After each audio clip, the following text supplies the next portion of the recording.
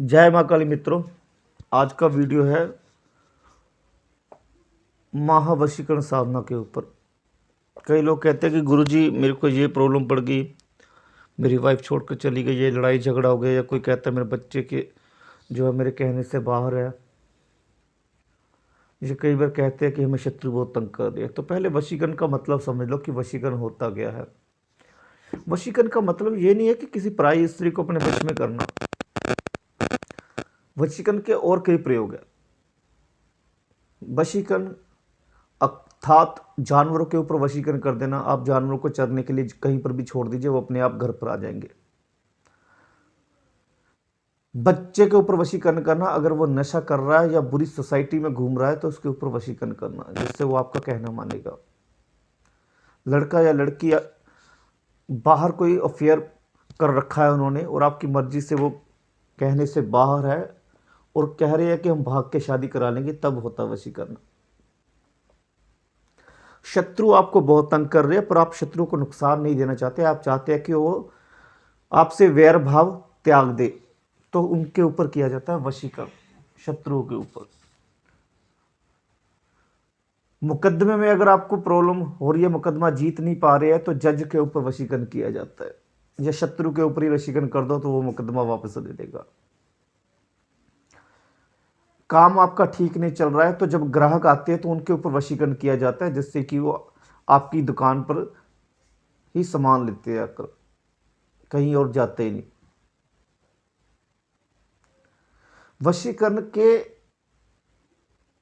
अनेकों ही प्रयोग है, पर ये प्रयोग है, ये 40 दिन का है। इसमें व्रत रख के साधना की जाती है 40 दिन।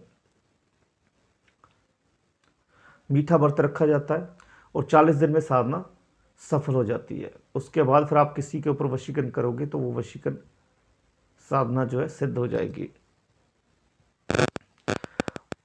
अब आप कहेंगे कि गुरुजी 40 दिन का अनुष्ठान होता है पर साधना सिद्ध नहीं होती है। साधना क्यों सिद्ध नहीं होती? क्योंकि आपके अंदर जो है साधना के जो मंत्र होता है ना, उसके ऊपर आपका फोकस ही नहीं होता।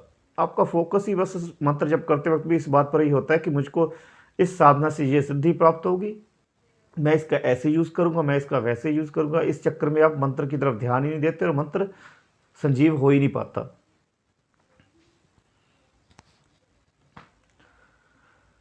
जब आपके मन में यह होगा कि वशीकरण साधना जो है मैं लोगों के हित के लिए करूंगा, और मंत्र पर पूर्ण ध्यान रखेंगे। पहले मंत्र तो सिद्ध कर लीजिए, मंत्र के ऊपर तो पूरा ध्यान रखिए।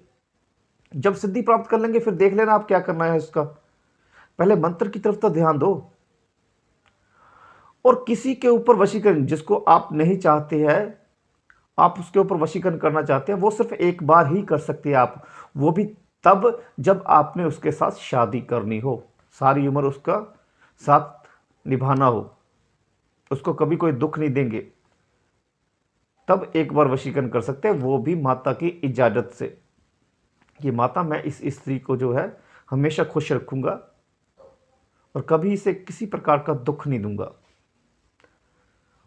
और अगर आप उससे सच्चा प्रेम करते हैं तभी वशीकरण होगा। अगर आप सिर्फ बुरी नीयत से उसके ऊपर वशीकरण करना चाहते हैं तो कभी भी वशीकरण नहीं होगा। पहले तो वशीकरण साधना ही नहीं सिद्ध होगी। फिर यह प्रमाणित साधना है।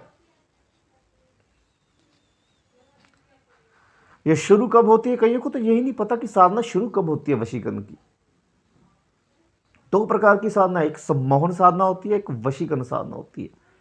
ये किस समय स्टार्ट होती है उनको यही नहीं पता होता किस नक्षत्र में होती है। ये साधना भी आपकी स्टार्ट करवाई जाएगी महाशिवरात्रि। बहुत जो महाशिवरात्रि और होली वाला और जन्माष्टमी, दशहरा, दीपावली, ये ऐसे नक्षत्र होते हैं कि इन नक्षत्रों में अगर आप साधना शुरू करते हो तो साधना के सफलता के जो चांसेस है वो बहुत ज़्यादा होते हैं। तो आप भी अगर ये साधना करना चाहते हैं तो आप टेलीग्राम से जुड़िए, पुराने शिष्य जुड़िए, नए शिष्य ना आए बिल्कुल भी। नए शिष्य तो पहले तो भाई माता को तो प्रसन्न करो, तभी साधनाओं के क्षेत्र में आओ।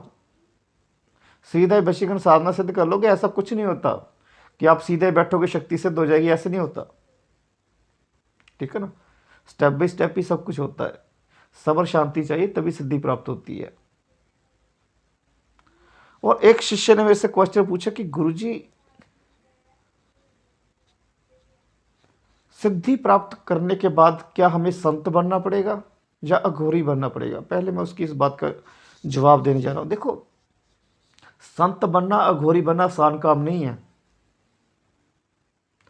संत बनना अर्थात अपना सारा जीवन ही परमात्मा के चरणों में लीन कर देना। उसे मोह माया इस दुनिया से कोई मतलब नहीं है, वो जंगलों में चले जाते हैं, अपना सारा जीवन ईश्वर को समर्पित कर देते हैं। अघोरी बनना भी आसान नहीं है, वो भी अपना सारा जीवन ईश्वर को ही समर्पित कर देते हैं। आप जैसे हो वैसे रहिए। अगर किसी गृहस्थ इंसान ने साधना सिद्ध कर ली है तो उसे पखंडी नहीं बनना चाहिए, ठीक है ना। अगर वो जीन की पैंट पहनता है तो उसको जीन की पैंट ही पहननी चाहिए। अगर वो पजामा कुर्ता पहनता है तो उसको पजामा कुर्ता ही पहनना चाहिए।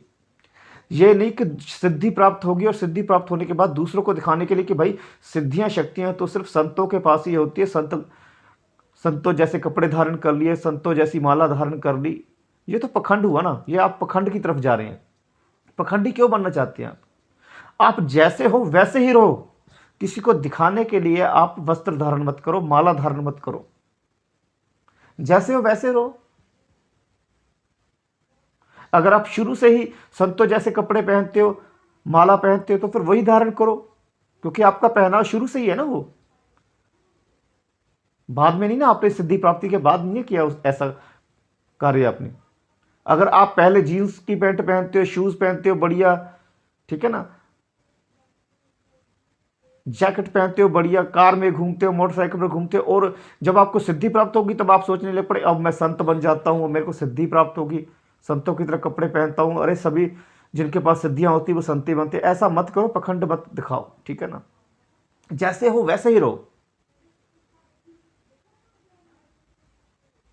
किसी को दिखाने के चक्कर में आप अपना जीवन भूल जाओगे, फिर क्या फायदा सिद्धि प्राप्ति का। अगर आपका दिल खाने के लिए करता है कि भाई मैं पनीर खाऊं, तो पनीर खाओ ना भाई। अगर जीन्स की पैंट पहनते हो पहले भी, अभी भी जीन्स की पैंट पहनो, फिर अभी क्यों संतों के कपड़े पहन रहे हो। संत बनना आसान नहीं है, घोड़ी बनना आसान नहीं है भाई। जैसे हो वैसे ही रहो, ठीक है ना। आप जीन्स की पैंट पहनकर, जैकेट पहनकर भी लोगों का भला कर सकते हो, ठीक है ना। ये मत सोचो कि लोग क्या सोचेंगे आपके बारे में, कि अरे भाई इसने जीन्स पहनी हुई है, जैकेट पहनी हुई है, ये क्या वाकई में इसके पास सिद्धि होगी। ये उनकी धारणा है, उनको सोचने दो जो सोचना है। आप क्यों अपने आप को चेंज कर रहे हो, ठीक है ना। जो हो आप वही रहो।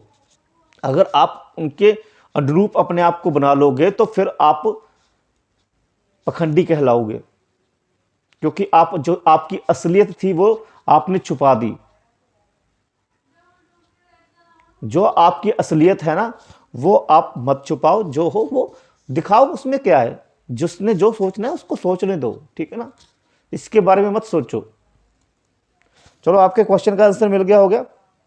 जिन्होंने साधना करनी है वो टेलीग्राम से जुड़ जाए। अभी मेरी साधना चल रही है तो इसलिए मैं थोड़ा सा टाइम कम दे पा रहा हूँ, पर जल्दी आपको नेट ऑन ही रहता है, मैसेज जल्दी जवाब दूंगा, मैसेज होगा तो ठीक है। जिन्होंने साधना करनी है वो जुड़ जाए। जय मां काली, माता आपको सभी प्रकार के सुख प्रदान करेगी।